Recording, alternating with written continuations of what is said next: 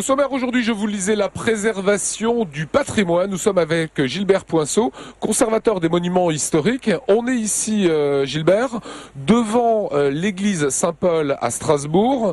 Et alors, on constate qu'il y a un échafaudage voilà, très impressionnant, très grand. C'est pourquoi aujourd'hui ? Alors, il s'agit de la restauration de l'église protestante Saint-Paul de Strasbourg, qui est classée au titre des monuments historiques. L'échafaudage que vous voyez monte jusqu'à 77 mètres de haut, avec un ascenseur qui a été monté dedans pour pouvoir acheminer du matériel.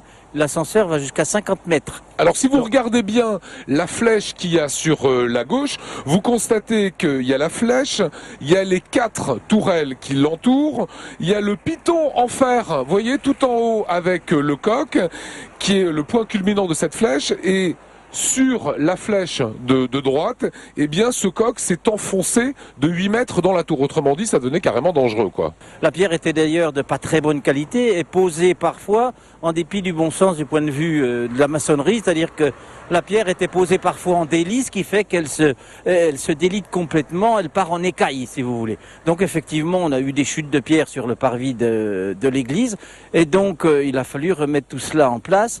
Et évidemment, la première chose qui a été faite, c'est de remettre en place la partie sommitale.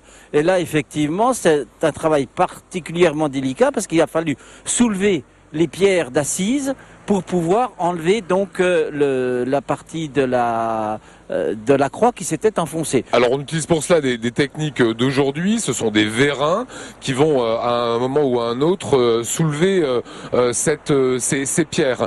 Alors j'imagine que la facture est conséquente. Qui c'est qui paye ?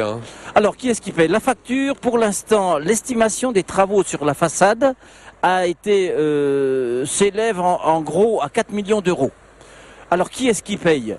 L'État, puisqu'il impose, si vous voulez, certaines contraintes architecturales et une déontologie de la restauration. L'État intervient à hauteur de 40% des travaux.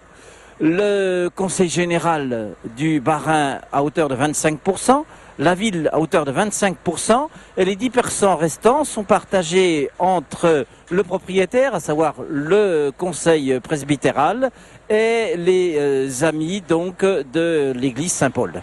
Quand est-ce que le célèbre coq va réintégrer cette flèche de droite ?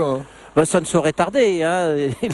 Pour l'instant, il est en cours de restauration dans une entreprise d'ailleurs qui est une entreprise alsacienne de ferronnerie. Voilà, pour le plus grand plaisir des Alsaciens, des Strasbourgeois, vous découvrirez prochainement cette église Saint-Paul totalement rénovée.